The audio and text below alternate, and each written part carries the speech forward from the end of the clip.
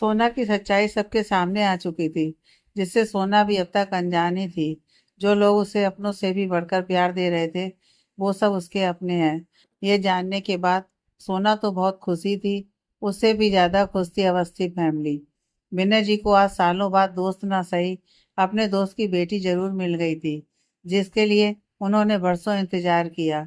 उनके साथ साथ पूरी फैमिली ने सोना को खुली बाहों के साथ स्वीकार किया।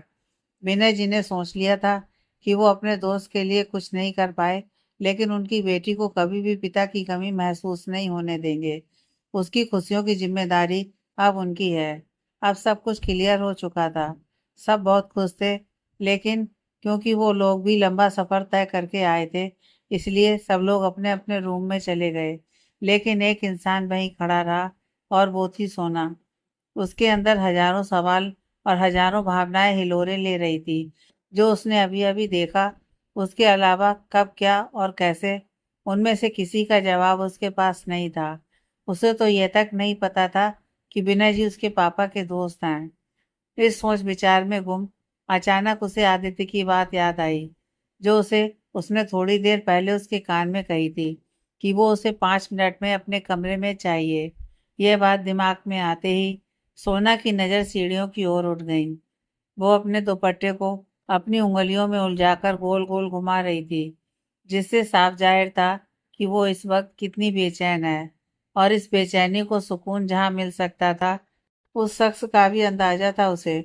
इसलिए बिना सोचे समझे उसके कदम सीढ़ियों की ओर बढ़ गए। सोना आदित्य के रूम के बाहर जाकर रुक गई। उसके दरवाजे को खटखटाने के लिए उठे हाथ वहीं रुक गए। उसके अंदर डर, बेचैनी जैसे कई भाव आ जा रहे थे। कुछ पल वो यूं ही खड़ी रही। फिर उसने एक गहरी सांस ली, जैसे खुद को तैयार कर रही हो किसी जंग के लिए। उसके बाद जैसे ही उसने दरवाजा खटखटाने के लिए हाथ बढ़ाया, उससे पहले ही दरवाजा खुल गया। सोना ने उस आवाज को सुनकर जैसे ही अपनी झुकी पलकों को उठाया, सामने सख्त चेहरे के साथ खड़ा वो इंसान नजर आया, जिसका सामना करने के लिए वो कब से हिम्मत जुटा रही थी। आदित्य ने उसे तुरंत अंदर खींच लिया और दरवाजे को बंद करते हुए अपनी सख्त आवाज में बोला, और कितनी देर यूं ही खड़े रहने का इरादा था तुम्हारा सोना? सोना अपनी नजरों को नीचे झुकाए अपनी उंगलियों से दुपट्टे की जान निकाल रही थी। उसने इस बात का जब कोई जवाब नहीं दिया, तो आदित्य ने अपने हाथ की एक उंगली से उसकी चिन को ऊपर उठाया, जिससे दोनों की नजरें आपस में टकरा गईं। आदित्य ने बारी बारी उसकी आंखों में देखा, जिनमें इस वक्त नमी ठहरी हुई थी। उसने सोना के चेहरे को अपने हाथों में भरकर उसके माथे पर अपने होंठ रख दिए। सोना की आंखें खूबसूरत एहसास से बंद हो गईं, और एक सुकून जो उसकी रूह तक उतर गया। उसे जरूरत थी इस वक्त ऐसी एक छुअन की, जो उसे सुकून पहुंचा सके। क्योंकि आज जो कुछ भी हुआ था, उससे सोना को खुशी जरूर मिली थी, जो उसने सबके सामने जाहिर भी कर दी। लेकिन वो सब देखने और सुनने के बाद जो बेचैनी, जो तड़प उसके हिस्से आई, वो उस वक्त उसके अंदर ही दबी रह गई। उसकी सच्चाई जानने के बाद उसे सबने अपनी बाहों में जगह दी थी, लेकिन जिसकी बाहों की उसे जरूरत थी, उन बाहों ने उसका स्पर्श होने के एहसास से पहले ही आजाद कर दिया। आदित्य के होंठों के एहसास ने उसे रूह तक छू लिया था, जिसका सुकून उसकी आंखों में ठहरा, और उसकी पलकों ने उसे खुद में छुपा लिया। वो इस एहसास को अभी जज्ब कर ही रही थी कि अगले ही पल उसे एहसास हुआ कि उन मजबूत बाहों ने उसे थाम लिया, जिसका उसे इंतजार था। सोना के हाथ भी आदित्य के बैग पर कस गए। उसने अपने हाथों को आदित्य की पीठ पर उस हद तक कस लिया था जितना उसके अंदर ताकत थी। उसने अपने सिर को उसके सीने में छुपा लिया, जो इस वक्त सबसे महफूज जगह थी उसके लिए। आदित्य ने अपना एक हाथ सोना के सिर पर रख दिया और उसके बालों को सहलाने लगा। आदित्य उसे कुछ देर कंसोल करना चाहता था, क्योंकि जब वो सबके बीच थी, तब कई मोमेंट ऐसे आए जहां उसे लगा कि सोना को उसकी ज़रूरत है। लेकिन सबकी वजह से वो ना तो कुछ बोल पाया और ना ही कर पाया।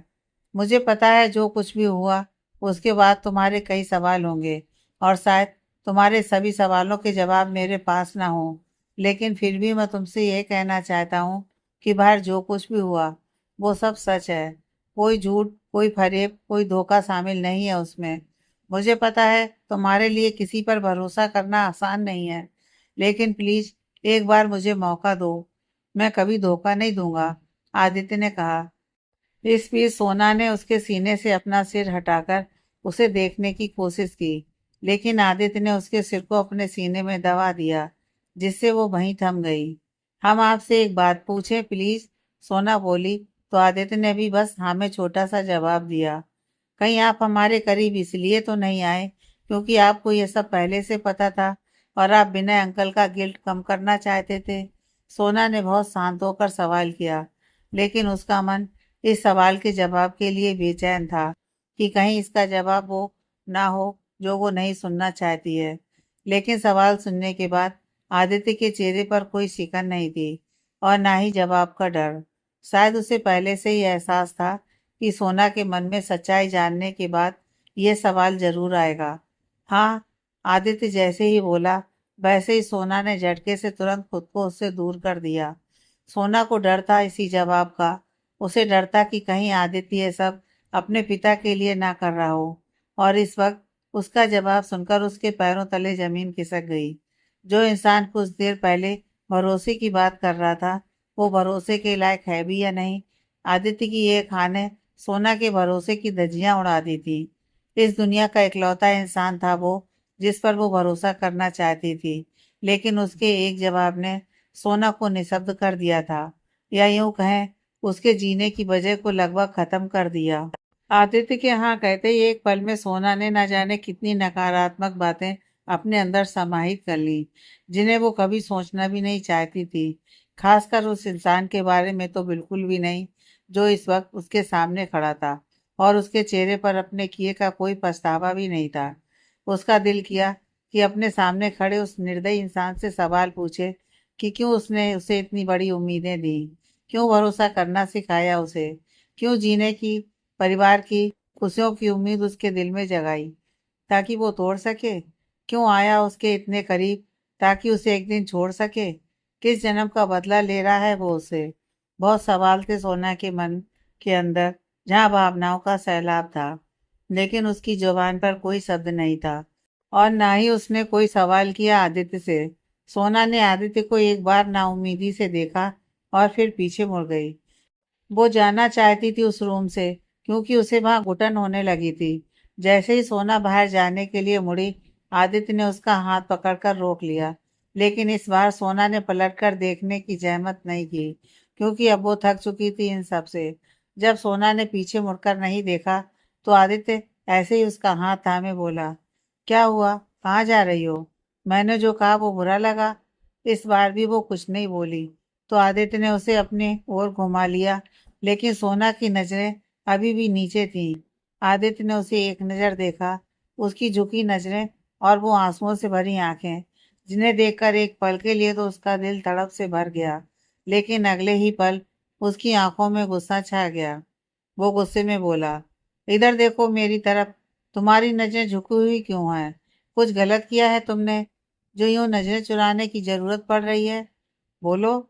आदित्य ने सोना के चिन्ह को अपने हाथ से ऊपर करते हुए बोला, जिससे सोना की नजरें उससे जा टकराईं, जो उसे बहुत शिद्दत और शिकायत लिए उसे देख रहा था।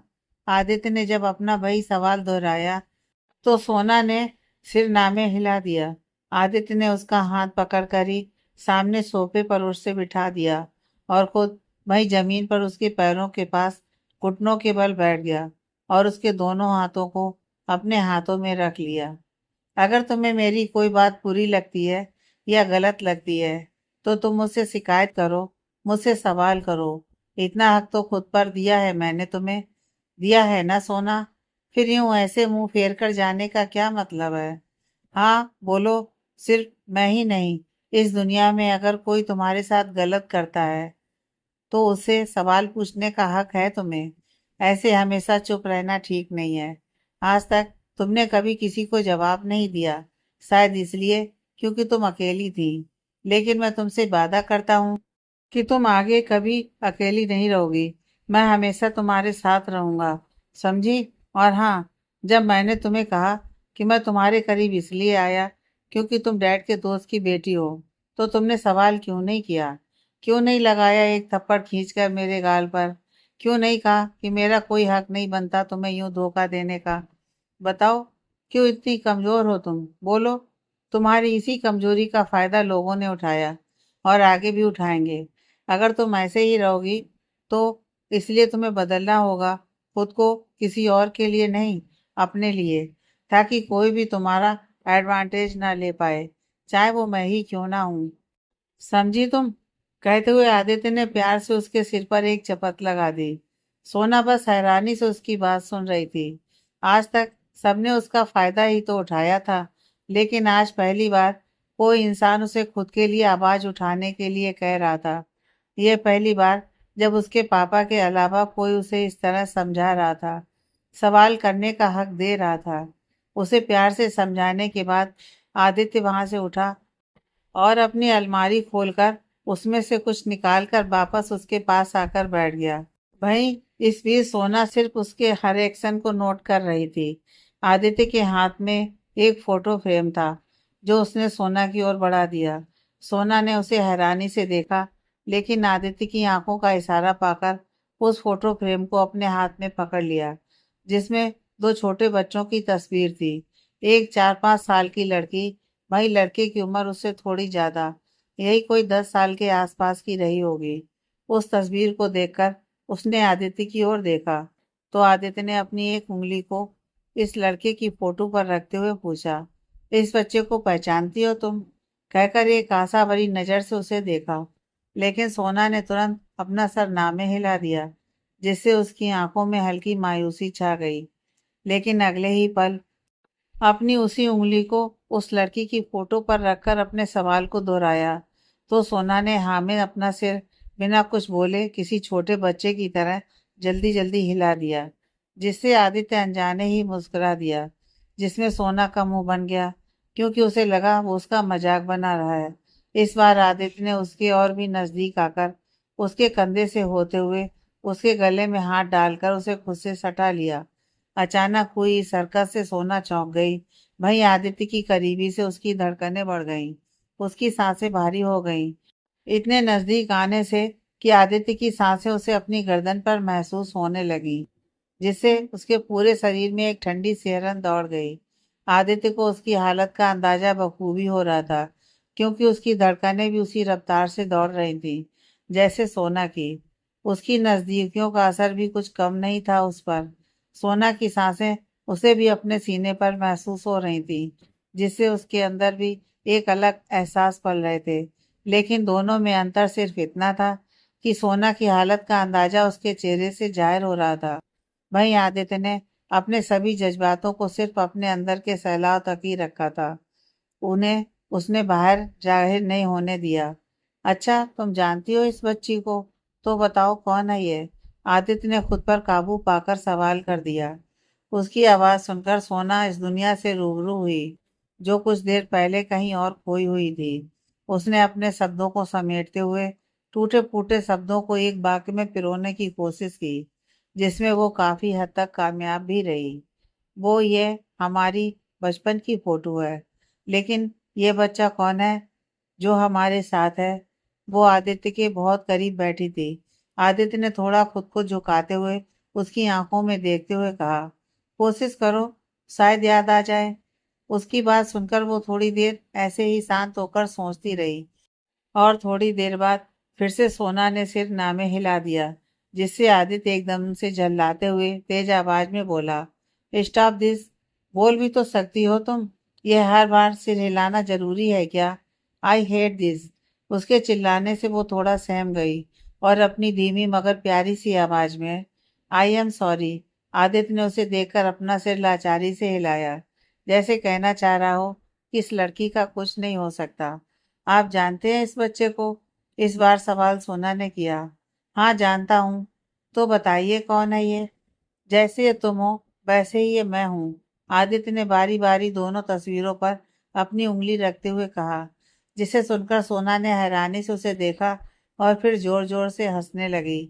एक पल को तो आदित्य उसकी मासूम सी हंसी में खो गया। वो हंसते हुए बहुत प्यारी लग रही थी। बस ऐसे ही वो हमेशा उसे देखने की ख्वाहिश रखता था, बस यूं ही हंसते हुए।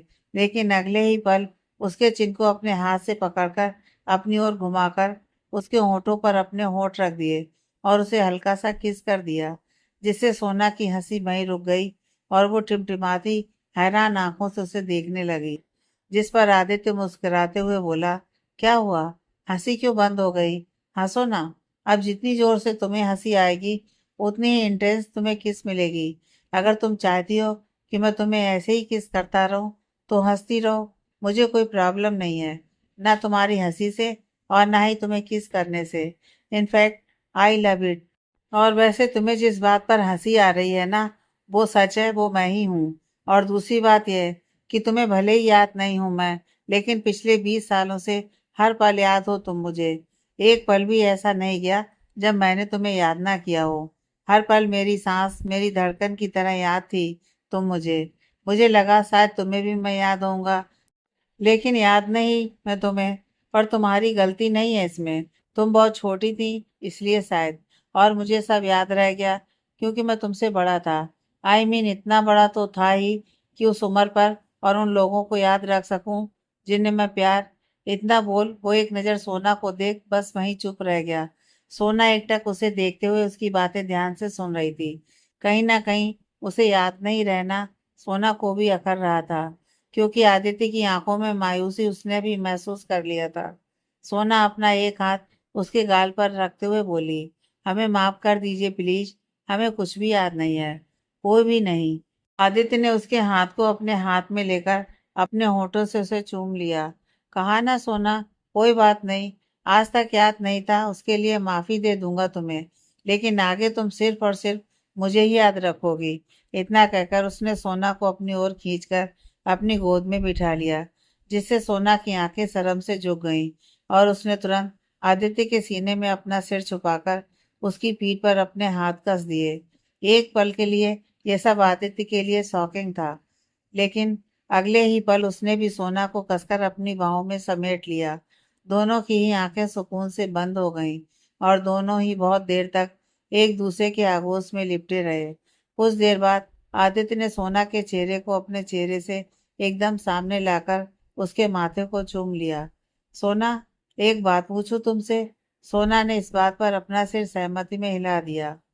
वो मुझे ये कहना था कि सोना एकटक उसे ही देख रही थी कि फिर कुछ पल रुककर कि क्या कार चला रहे हैं क्या आप? और आपकी कार में हॉर्न नहीं है, इसलिए आपको खुद ही अपने मुंह से हॉर्न बजाना पड़ रहा है।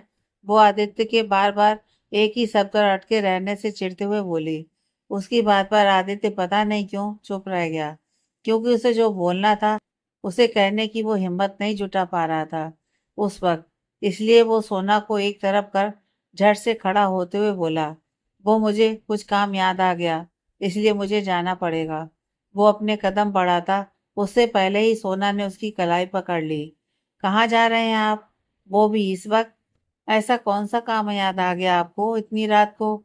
अभी कुछ देर पहले ही तो आप ऑफिस से आए हैं और अभी फिर से जाना है आपको? हाँ, वो कुछ इम्पोर्टेंट है इसलिए, आदित्य नजर चुराते हुए बोला। ऐसा भी क्या है जो आपको ऐसे जाना है, वो भी अपनी बात यूं अधूरी छोड़कर? सोना ने उसकी आंखों में देखते हुए कहा। हाँ, है कुछ बहुत जरूरी।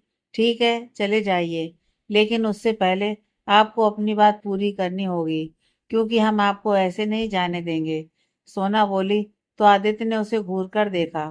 ऐसे मत देखिए हमें, डरते नहीं हैं आपसे जो यूं आंखें दिखा रहे हैं हमें। अगर आपका काम इम्पोर्टेंट है तो हमारा बात सुनना भी इम्पोर्टेंट है। बताइए हमें और चले जाइए। वो बस यूं ही, कुछ खास नहीं था, आदित्य इधर उधर देखते हुए बोला। ओके, कोई बात नहीं, अगर कुछ खास नहीं है फिर भी हमें सुनना है। सोना ने भी आज कसम खा ली थी कि उससे सच बाहर निकालवाने की। इतने दिनों उसके साथ रह रहकर सोना को इतना तो समझ आ गया था कि आदित्य अपनी फीलिंग का इजहार ऐसे नहीं करने वाला है। उसने आदित्य को बहुत करीब से जाना था। उसे पता था कि वो घर में सभी से प्यार करता है, उनकी केयर करता है, सबकी हर छोटी बड़ी बात कहने से पहले ही समझ जाता है, लेकिन कभी किसी से अपना प्यार खुलकर नहीं दिखा पाता। वो एक बात अच्छे से समझ चुकी थी कि वो प्यार कर तो सकता है, लेकिन जता नहीं सकता। उसका प्यार उसकी दिल की दीवारों तक ही सीमित है। भाई आदित्य को इस वक्त बस उससे भागने की जल्दी थी, क्योंकि जिस तरह सोना ने उसे रोक कर रखा था, उसे महसूस हो गया था कि यह लड़की आज उसकी जान लेकर ही मानेगी, क्योंकि जिस बात को पूरी करने की जिद वो कर रही थी, उसका इजहार करने का सोच कर ही आदित्य की हिम्मत जवाब दे गई। वो कैसे जाहिर करता अपने एहसासों को उसके सामने।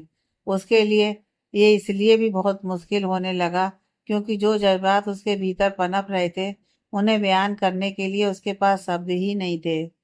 क्या कहता वो उससे, कहाँ से लाए वो सब, वो बातें जो न्याय कर पाए उसके दिल के हालातों को, जो कह पाए जता पाए उसकी मासूम सी गुड़िया को कि कितनी जरूरी है वो उसके लिए। आदित्य के दिल की रफ्तार उसके दिमाग से कहीं ज्यादा तेज चल रही थी। उसका दिल उसके काबू से बाहर हो रहा था। उसे लग रहा था जैसे उसका दिल छलक कर बाहर आ जाएगा। उसकी तो जैसे जान ही निकल रही थी। लेकिन उसके सामने वो मासूमियत से लबरेज चेहरा उस वक्त अपनी मासूमियत से बिल्कुल अलग था। सोना को इतना जिद करते हुए भी उसने पहले कभी नहीं देखा था। फिर भी न जाने क्यों वो ऐसे जिद कर रही थी। आदित्य की सांसें अब तेज और भारी होने लगी थी। उसने सोना को देखा। वो अभी भी अपनी बात पर अडिग सी उसका हाथ थामे खड़ी थी। इस बार आदित्य ने अपने दिल का साथ देते हुए सोना से अपनी कलाई छुड़ाते हुए झटके से उसका हाथ पकड़कर उसे अपनी ओर खींचकर खुद से सटा लिया, जिससे सोना का सर उसके सीने से लग गया। आदित्य ने एक हाथ सोना के सिर के पीछे रखते हुए उसके होठों पर अपने होठ रख दिए और एक स्मूच करके उसकी आंखों में देखते हुए एक गहरी सांस ली।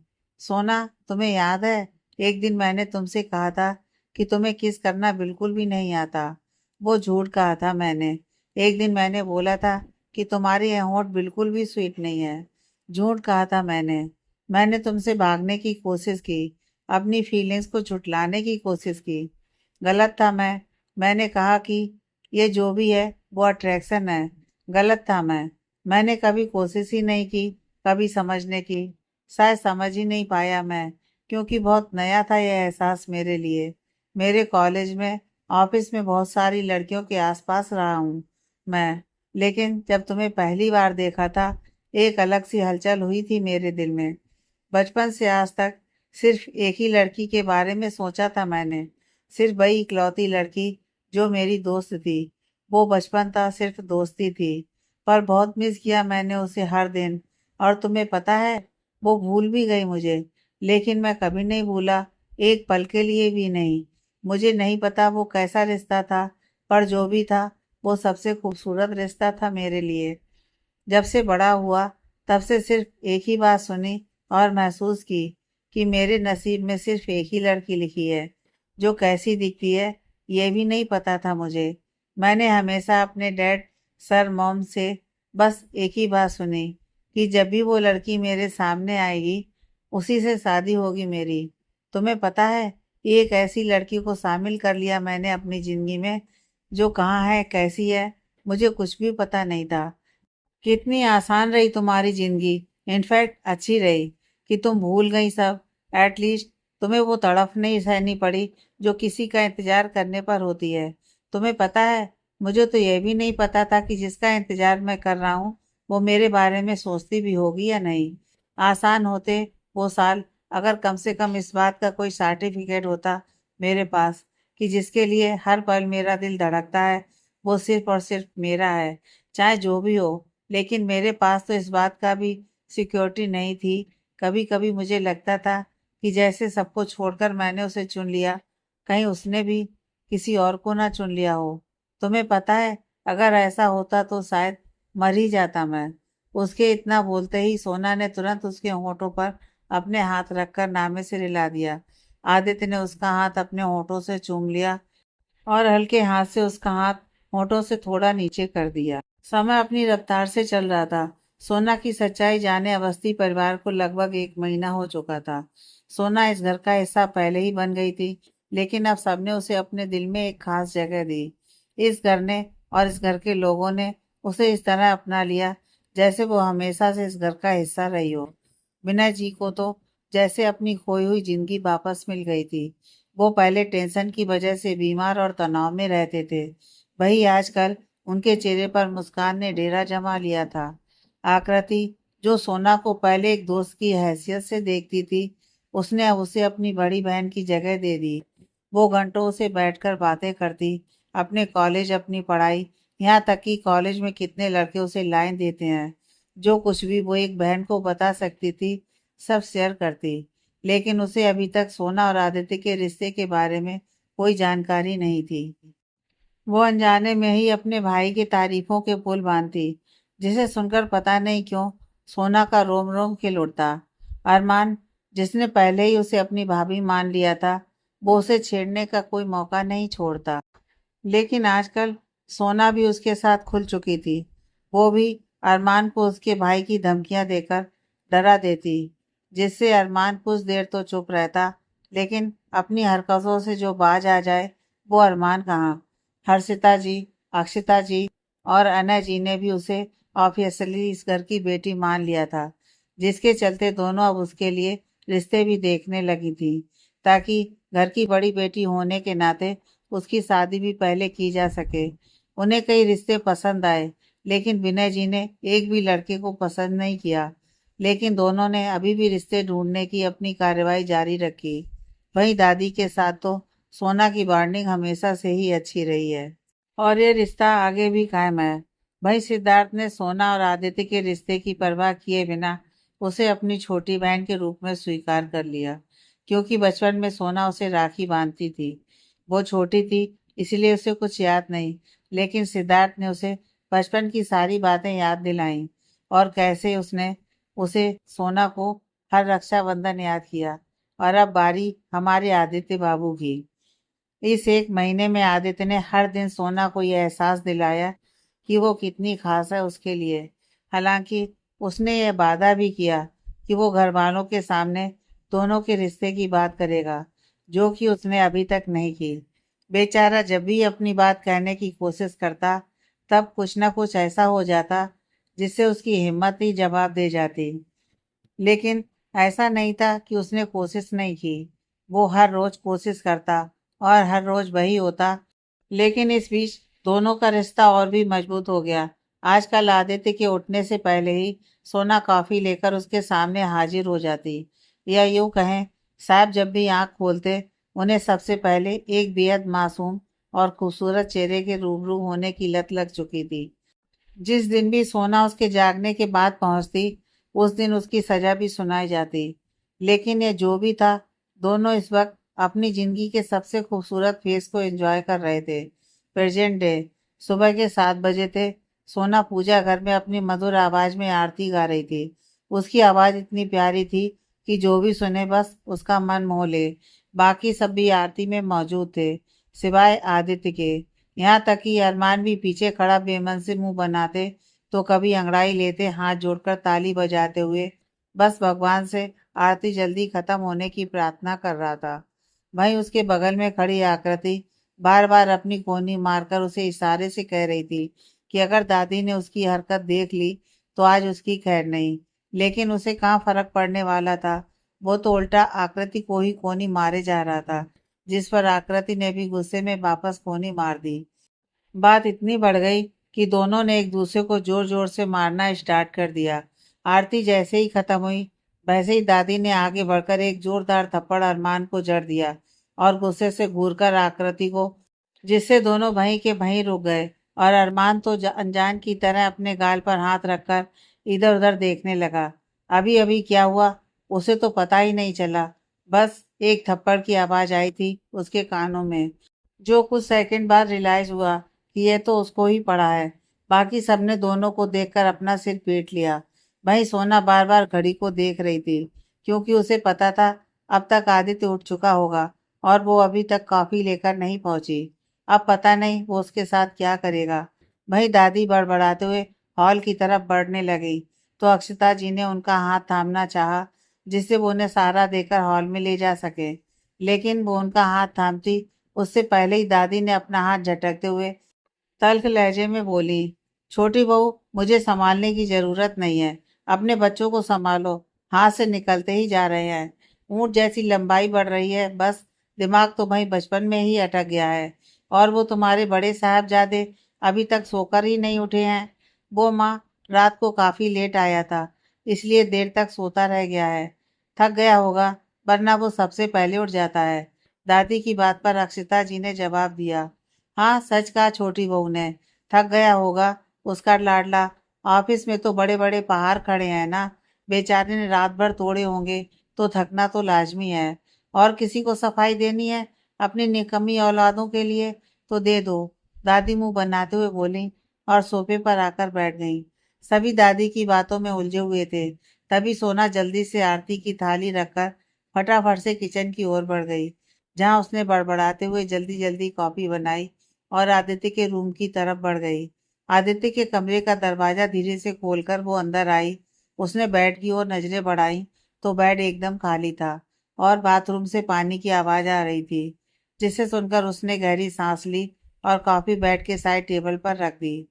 थैंक गॉड, खड़ूस अवस्थी बाथरूम में है, जल्दी से निकल जाते हैं, बात का बाद में देखेंगे। और क्या डरते हैं क्या हम किसी से? अब हो गए लेट तो हो गए। वैसे भी हमें उनके सारे ऑर्डर फॉलो करने की कोई ज़रूरत नहीं है। और कौन सा वो हमारे पति हैं जो हम उनसे इतना डरें? वैसे भी वो अपने में ही बड़बड़ाते हुए जैसे ही कॉफ़ी रखकर पीछे पलटी, तो पहाड़ जैसे सख्त सीने से टकरा गई।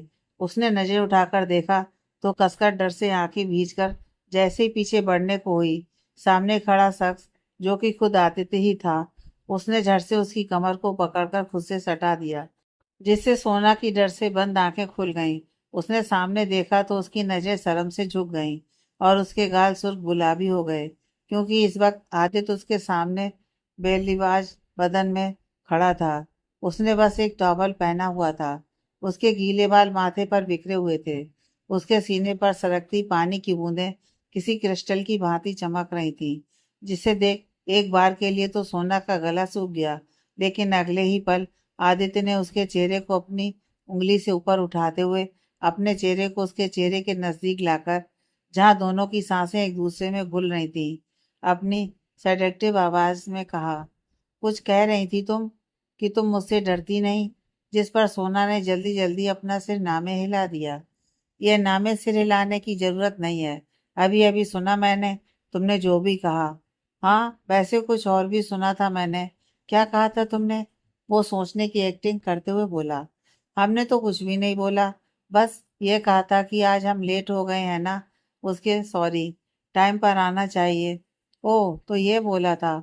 लेकिन मैंने सुना कि तुमने कहा तुम डरती नहीं हो मुझसे, क्योंकि मैं तुम्हारा वो आगे बोलता, उससे पहले ही सोना ने नामे से हिलाते हुए उसके होठों पर अपना हाथ रख दिया और इल्तिजा भरी नजरों से उसे देखने लगी। आदित्य ने उसके हाथ को अपने होठों से चूम लिया और उसे अपने हाथ से धीरे से नीचे करते हुए बोला, तुमने जो कहा उसे फिर से कहो। इस बार आदित्य की आंखों में एक गुजारिश थी, बेताबी थी। उसका दिल वो सब सुनने के लिए बेचैन था जो उसने थोड़ी देर पहले कहा। वहीं सोना, उसके लब सिल चुके थे। वो तो यूं ही फिलो फिलो में उसके मुंह से निकल गया था, लेकिन अब वो सब कहना उसके लिए नामुमकिन था।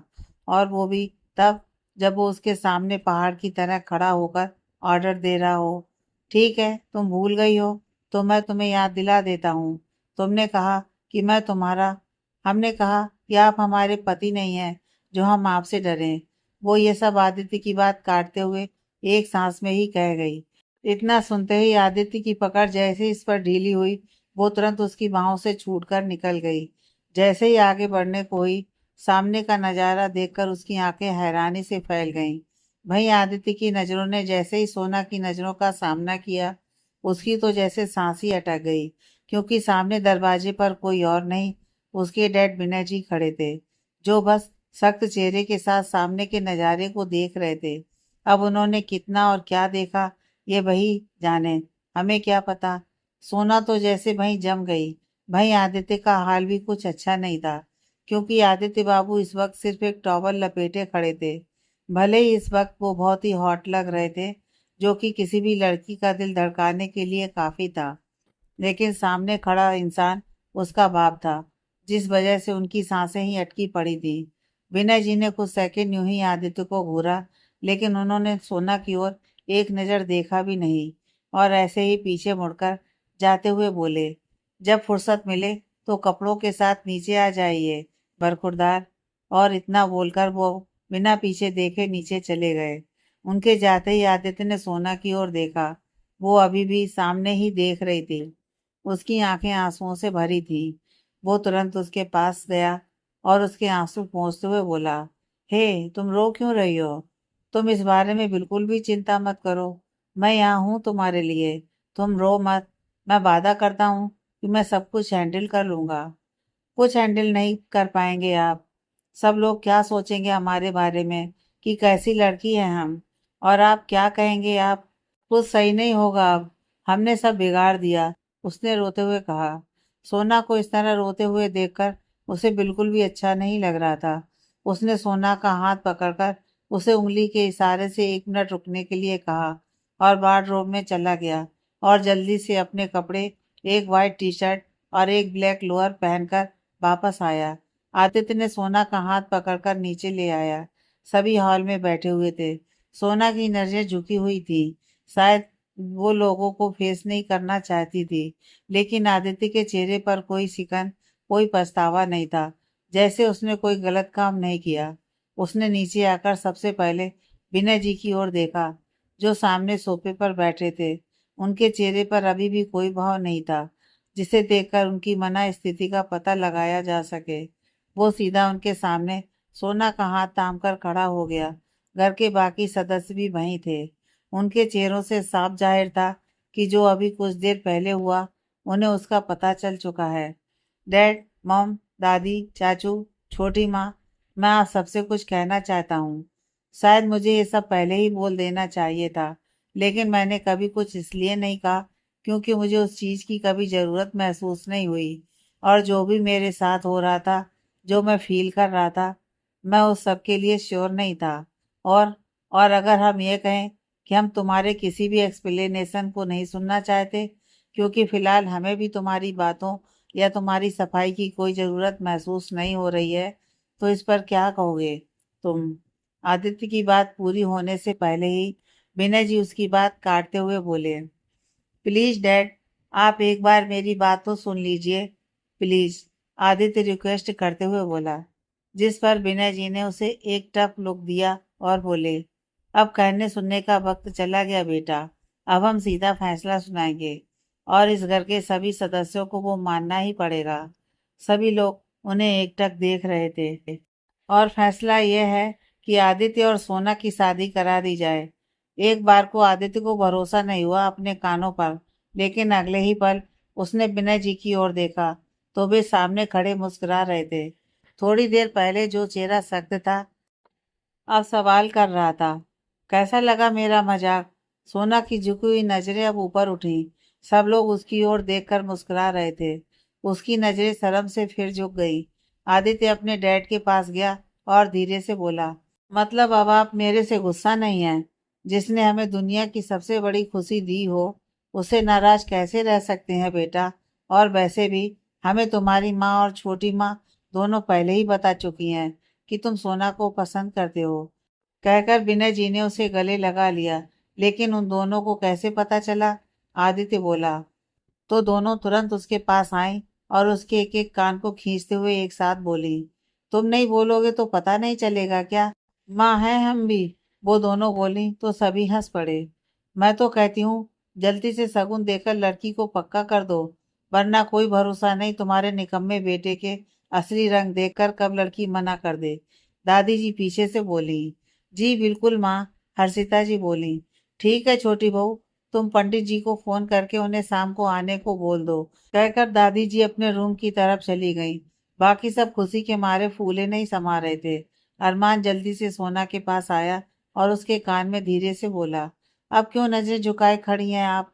अब तो ऑब्वियसली मिसेस अवस्थी बनने वाली हैं आप। और मेरी ऑब्वियसली भाभी भी। आकृति झट से आदित्य के पास गई और बोली, थैंक यू भैया, मुझे इतनी प्यारी भाभी देने के लिए, कहकर उसके गले लग गई।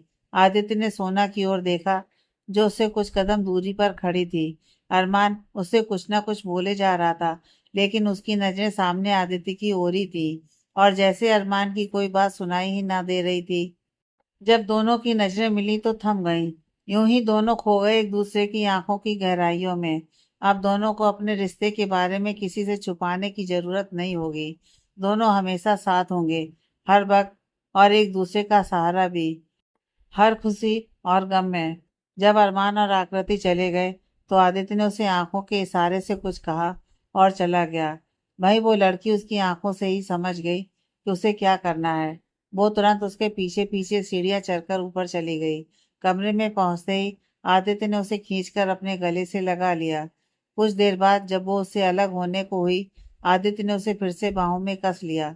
थोड़ी देर और ऐसे ही रहो ना सोना, अच्छा लग रहा है, अलग ही फीलिंग है। समझ नहीं आ रहा कैसे रिएक्ट करूं, लेकिन अब बस तुम मेरे पास ही रहना, कहीं नहीं जाओगी तुम आज के बाद।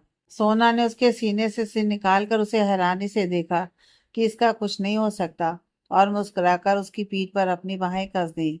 वैसे आपको पता है, आपकी बाहें इस दुनिया की सबसे महफूज जगह है। जब हम यहाँ होते हैं तब कोई तकलीफ, कोई दर्द या कोई डर हमें नहीं होता, क्योंकि हमें पता है कि आप हमेशा हमारी साथ हैं। कहते हुए सोना की आंखें भीग गईं। सोना, हमारे बीच कोई एहसास आए, हमारे बीच जो भी है, हम दोनों ही उसे फील कर सकते हैं। उसे कहने की जरूरत नहीं है। शायद इसलिए मैंने कभी शब्दों को इतनी इम्पोर्टेंस नहीं दी, लेकिन आज मैं सब कुछ कह देना चाहता हूँ। आदित्य उसे छोड़कर अपनी अलमारी से एक बॉक्स निकाल कर लाया, जिसे सोना हैरानी से देख रही थी। वो तुरंत अपने घुटने के बल बैठ गया और उसका हाथ पकड़कर बोला, मैं शायद शब्दों में कच्चा हूँ, लेकिन मेरी फीलिंग्स एकदम पक्की है। मैं तुमसे कहना चाहता हूँ कि मैं तुमसे बेइंतहा मोहब्बत करता हूँ। तुम्हारे बिना एक पल भी नहीं रह सकता। सो मिस सोना, क्या आप मेरे साथ अपनी ज़िंदगी गुजारना चाहेंगी? I love you so much. सोना इस वक्त एकटक आदित्य को देख रही थी। उसके दोनों हाथ उसने थाम रखे थे। उसकी भीगी आंखें, मुस्कुराते हुए होंठ कुछ कहने की हालत में नहीं थे, लेकिन इस बात के गवाह थे कि इस लड़की को शायद इससे ज्यादा कुछ और नहीं चाहिए। सोना ने अपना सर हाँ में हिला दिया। आदित्य ने उसके हाथों को छोड़कर धीरे से उसके एक पैर को उठाकर अपने घुटने पर रख दिया, जिससे वो एकदम चौंक गई। लेकिन अगले ही पल आदित्य ने उस बॉक्स से पायल निकाली और उसके पैरों में जैसे ही पहनाई, उसकी फिसलती नर्म उंगलियां सोना के शरीर में एक ठंडी लहर दौड़ा गई। उसकी सांसें थमने की कगार पर नहीं थी, वहीं उसकी धड़कनें बढ़ गईं। आदित्य ने बारी बारी इसी तरह उसके दोनों पैरों में पायल पहना दी। ऊपर देखा तो सोना की आंखें बंद थी, और वो अपने दिल पर हाथ रखकर अपनी धड़कनों को कम करने की कोशिश कर रही थी। उसकी हालत देखकर वो मुस्कुराते हुए खड़ा हुआ और धीरे से उसके कान में बोला, अभी से ये हाल है आपका, जब आप इस रूम में परमानेंट शिफ्ट हो जाएंगी तब क्या होगा आपका? उसके होंठ अपने कानों पर महसूस होते ही सोना ने तुरंत अपनी आंखें खोल दी, और जैसे ही कुछ कहने को हुई, आदित्य ने उसके होठों को अपने होठों से थामकर उसके शब्दों को वहीं कैद कर दिया। ऐसे ही दोनों एक दूसरे में न जाने कितनी देर उलझे रहे। उसके बाद आदित्य उसे अपनी बाहों में थामकर बोला, थैंक यू सोना, मेरी लाइफ में आने के लिए, मुझे प्यार सिखाने के लिए, और मुझे फिर से मिलने के लिए, और हमेशा के लिए मेरा होने के लिए। शाम को पंडित जी ने शादी के लिए शुभ मुहूर्त निकाला, जो अगले महीने ही का था। इसलिए सभी जल्दी जल्दी शादी की तैयारियों में जुट गए। अवस्थी फैमिली की खुशी का ठिकाना नहीं था, क्योंकि ये उनके घर की पहली और बड़े बेटे की शादी थी, वो भी उनकी मनचाही लड़की के साथ। सभी खुश थे। एक महीने बाद शादी का दिन। अवस्थी मैंसन दुल्हन की तरह सजा हुआ था। चारों ओर खुशी का माहौल था। शादी में शहर के सभी दिग्गज शामिल थे, चाहे वो बिजनेसमैन हो, नेता या कोई बड़े अफसर। आफ्टर ऑल आदित्य अवस्थी की शादी थी। शहर का सबसे बड़ा बिजनेसमैन था। यूं अचानक शादी की खबर सुनकर बहुत सी लड़कियों के दिल भी टूट गए, क्योंकि आदित्य मोस्ट एलिजिबल बैचलर था। सभी लोग एंजॉय कर रहे थे। वहीं दूसरी ओर मंडप में पंडित जी कुछ पूजा की रस्में कर रहे थे, और वहीं बैठा आदित्य, जिसका ध्यान पूजा में ना होकर इस बात पर था कि इतनी देर होने के बाद भी सोना अभी तक मंडप में नहीं आई। ऊपर से पंडित जी ने एक बार भी नहीं कहा कि कन्या को बुलाइए। आज सुबह से ही रस्मों का हवाला देकर उसे सोना से मिलने नहीं दिया। और अभी भी रस्में ही हुई जा रही थी। उसकी फ्रस्ट्रेशन का ठिकाना नहीं था। उसका मन कर रहा था कि यहाँ से उठकर जाए और अपनी दुल्हन को साथ लेकर ही आए। तभी सामने लाल जोड़े में सोना सीढ़ियों से उतर रही थी। उसके साथ आकृति उसका हाथ थामे चल रही थी। वो इस वक्त किसी दूर परियों के देश की रानी लग रही थी। वो जैसे जैसे आगे बढ़ रही थी, उसी रफ्तार से आदित्य की धड़कनें भी बढ़ रही थी। उसने हमेशा से इस लड़की को अपनी दुल्हन के रूप में इमेजिन किया था, और फाइनली वो दिन आ गया जब वो हकीकत बनकर उसके सामने जाहिर था। सोना आदित्य के पास आकर मंडप में बैठ गई। पंडित जी मंत्र उच्चारण कर रहे थे, लेकिन आदित्य की नजरें बार बार उसकी ओर देखे जा रही थी। वो भी क्या करता, वो लगी इतनी खूबसूरत रही थी कि कोई भी उसे बिना देखे न रह पाए। और आदित्य तो प्रेम दीवाने ठहरे। एक एक कर सभी रस्में, मंगलसूत्र, सिंदूरदान, सप्तपदी संपन्न हुई। अंत में पंडित जी ने भी कह दिया, जजमान, विवाह संपन्न हुआ। और फाइनली आदित्य की जान में जान आई। आदित्य ने एक नजर सोना को देखा और उसे अपना हाथ देकर मंडप से उठाते हुए बोला, पूरा टाइम ध्यान कहाँ था तुम्हारा? मैं तुम्हें देख रहा था, लेकिन तुमने एक बार भी मेरी तरफ नहीं देखा। बीवी बनते ही बीवी वाले नखरे शुरू हो गए ना। अब बताता हूँ मैं रात को पति कैसा होता है। सोना ने हैरानी से उसे देखा। दोनों ने जाकर सभी बड़ों का आशीर्वाद लिया। वहीं पीछे से अरमान बोला, it's family photo time guys. तभी एक कैमरामैन ने आकर उनकी फैमिली फोटो क्लिक की। सभी खुशी से चिल्लाकर बोले, याहू, दी एंड।